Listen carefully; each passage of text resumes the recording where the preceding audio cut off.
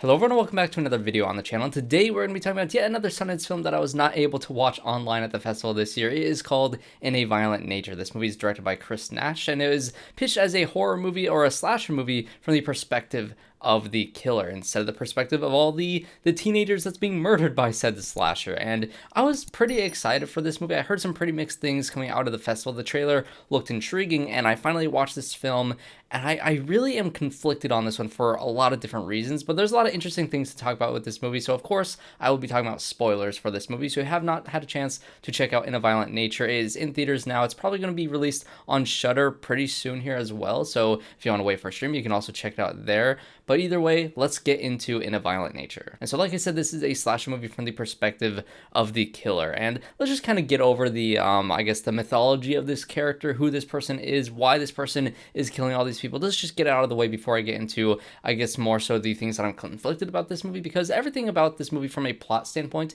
is extremely bare bones and simple. Essentially, you have the character Johnny, who is the killer in this film, who at the very beginning of the movie you see, or you don't really see the teenagers that go up to his grave sites, but you see this necklace that's hanging off of this post, and these characters come in, they talk about how there's a massacre at one point in the history of this town, and they grab the necklace and they leave. The shot kind of lingers on top of the ground here as this character Johnny essentially climbs his way out of the grave and starts walking towards the direction that these kids went. And so essentially the story of this kid who was bullied to death all those years ago has been told around a campfire in this film as just that, a campfire horror story. This legend of this kid who was bullied to death, that the rumor is that his spirit, his vengeful spirit, was the one who killed all these people in this town several weeks after his death. Was it a guy in a mask, or is the guy in the mask the vengeful spirit?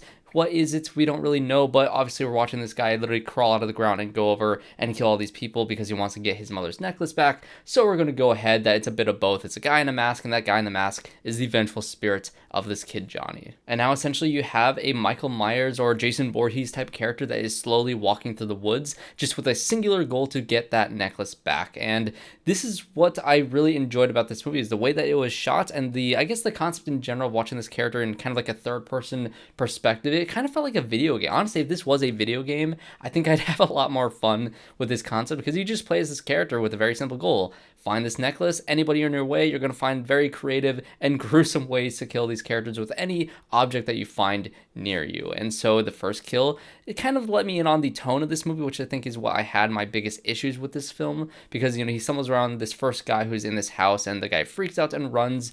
And, earlier in the scene, you saw that he passed by a bear trap, and now this guy is stuck in the bear trap. And this movie gives so many reasons, which I thought was so funny, so many different reasons as to why these characters can't just simply run away from the villain character, even though he walks extremely slowly, like so slowly to a point where how in the world is this guy catching up to you? You can literally just run away and get away so easily. But the characters in this movie are not necessarily the smartest people in the world, and so there's going to be some sort of trope or some sort of trap that's going to stick them in this situation that's going to essentially lead to their death. And like I said, the kills in this movie are absolutely gnarly. If you're coming into this movie just wanting to see some just really gruesome and gory kills that are extremely creative in the way that they are executed in this movie, pun intended, well then you're probably going to have a fun time in this movie, because again, those kills are absolutely gnarly. Some of my favorites were, there's like 2 beheadings in this movie, one of which was with this very slowly moving like woodcutter, which I thought that entire scene was actually pretty creative, because at first, this Johnny character takes this guy and he breaks his back, so now he's paralyzed. He cannot move, he can't do anything to get out of this situation, and so now he drags him into this shed where there's this woodcutter, and he puts, a wood log on there. He cuts it at first to literally show the guy what he's going to do to this poor guy. He's going to put his arm there now, cuts off his arm, then he puts his neck there, and you can literally just see this guy's eyes just like darting around, terrified of what's going to happen to him as he slowly pushes down this lever and just slices the guy's head off extremely slowly. It was gruesome, and it was a great kill. And so as you're experiencing this movie from the killer's perspective, the characters in the background are essentially living out a cliched slasher movie where, have this group of teenagers in a cabin in the woods, and, the characters start going missing one at a time, and you basically hear these arguments and these dialogue scenes that you've definitely seen in other movies before, but it's just kind of happening in the background versus being, the focus of the movie. So there's one point where the characters are arguing over whether they should go drive over to the police station or not, and one character grabs the car keys and throws it, then Johnny gets his whole hands on the car keys. He's playing with it for a little while as you kind of hear the scene play out in the background. Two characters end up driving off on the ATV, leaving the one guy behind, and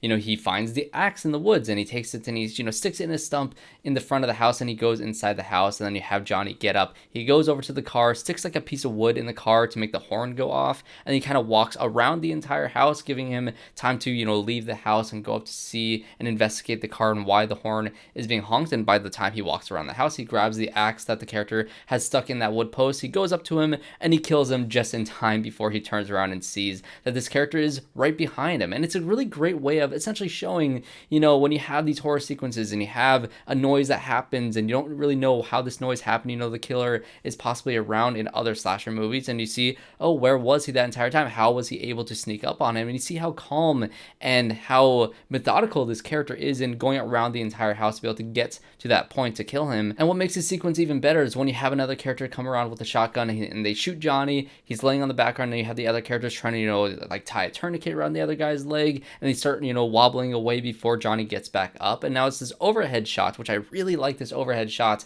as Johnny just takes the axe and chucks it, and the camera keeps on moving forward, and you see that the guy who is helping the other guy walk has been the axe hit him in the head, and you just have this entire sequence play out as he slowly catches up to them in his slow, just painfully slow walk as he walks up to them, and he kills them both.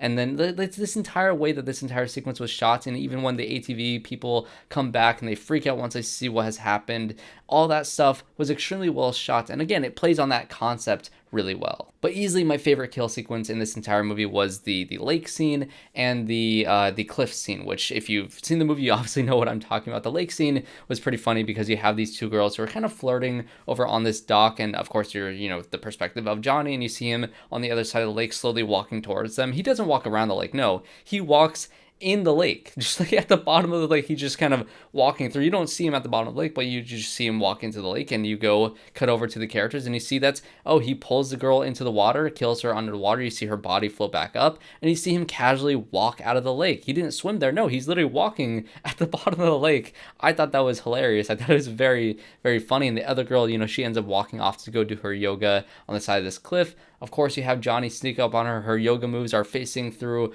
the other way, and she doesn't see him walking up, and she thinks that it's the girl that is finally going up to her because she said, oh, meet me over here for some yoga. We'll stretch each other out, or whatever the joke was there. And this was by far the most gruesome kill. The kill that probably everybody's going to talk about after watching this movie is he essentially just sticks his hand through her entire stomach, just all the way through her, and just has this chain and this hook on the other end. He takes it, he loops it up and like stabs her head with that hook, and then he pulls the chain on the other side and pulls her head through her stomach and folding her like a pretzel before he just pushes her off the cliff. It was absolutely gruesome. I absolutely loved the way this kill played out. The practical effects in it was gruesome, and I'm sure there was some special effects in there as well. Either way, it looked phenomenal. It was absolutely gruesome, and it was, again, one of those really gruesome, bloody kills that you just kind of couldn't help yourself but to laugh at the brutal nature of the kill with this nervous laughter, which kind of made the tone of this movie a little odd, which I will get into here in a second. And so once you do get to the end of the movie, you have the other two characters who ran off with like a tank of gasoline and a bear trap. You can see that, in the background, if you were to follow them as the main characters, they're trying to plan a way to capture this killer, to be able to get away with, stealing the necklace or whatever their plan is. That doesn't really matter. But once you do finally get to see, Johnny slowly walk up on there, and they try to have a plan of the guy distracting him, that doesn't work. He just, hits him in the head with his axe, and he just keeps on hitting him with the axe, like in a very, just like continuously smashing his head in with his axe, which is, again, I couldn't help myself but laugh throughout this entire sequence because of how cartoonishly brutal and violent this entire sequence was, with, the camera just sticking on the girl who is just looking in terror as he's just continually just swinging the axe down. She runs away, but she can't seem to run away. It's like she's in this like loop where she runs in one direction, she's looping around, and she hears him just swinging away still at that one point. So there's a sort of surreal nature with how maybe you can't run away from this person. This, violence, evil spirit is going to kind of get you stuck in this loop where you can't necessarily run away. You can always find your way back to him. Maybe that's how he's able to catch up to all these characters all the time, even though this does span across several days because you start in daytime, then you go to nighttime, and it does that a couple times. Either way, she cannot get away. So she goes up she leaves the necklace behind, and she walks off. But that is essentially the movie. And so why did I walk out of this thing as conflicted as I did? Well, again, it is the tone that this movie tries to establish, or maybe doesn't establish from the very beginning. I honestly quite don't know, because this movie starts off with that, the first guy with the number one motherfucker hat, and you see him like run away like a child, screaming in a very cartoonish way. And really all these characters in this movie, like I said, they all kind of act like NPC, cliched horror slasher movie just characters that you've seen a million times in like the Friday the 13th movies or the Halloween movies or whatever horror slasher you want to just kind of insert here as these characters. It is extremely cliche to a point where it felt like a spoof at first. That first guy, when he's screaming and running away and he gets caught in the bear trap, it was very funny. And now you have these characters talk in a way that you've heard a million times in slasher movies, just this time in the background. And so it's kind of funny to see a different perspective on that. It kind of reminded me of Tucker and Dale versus Evil, which I don't know if the filmmakers want me to make that connection, especially once we get towards the end of the movie. And, after that last kill, when the final girl, if you will, once she runs away and ends up, being picked up by this woman in a car, and this woman goes on this, I guess, this monologue of sorts, talking about, if you're in the woods and there's a bear attack and, there's the nature of this bear attacking because you're in their territory, it's just going to do what it's going to do because that is its nature. And is the movie trying to say that that's the themes of this movie in a very serious and more toned down way? I don't know. I feel like the ending of this movie felt like it was trying to say something about violence and about the nature of violence, and the way that the title is literally saying that, it just rubbed me the wrong way, because again, the entire rest of the movie,